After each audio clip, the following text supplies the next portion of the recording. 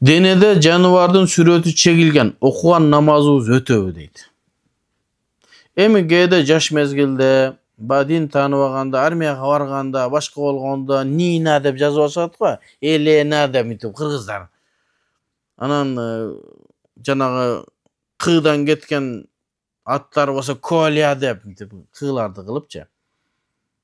Анан эгерде баягы денесинде сүрөт ачык болот, ошо макрух болот. Үстүнөн кийим кийип алса жабылат. Агерде ошону кетирүү мүмкүн болсо кетирип калган жакшы.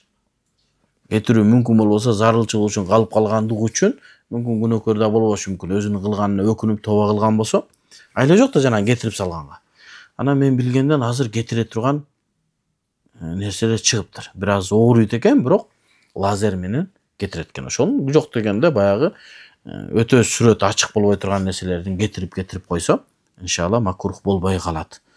Wallahu a'lam. Namazыбыз өтөт. Намаздын өткөнүндө эч кандай неме жок. Бул намазда бир аз макрух болуп калат.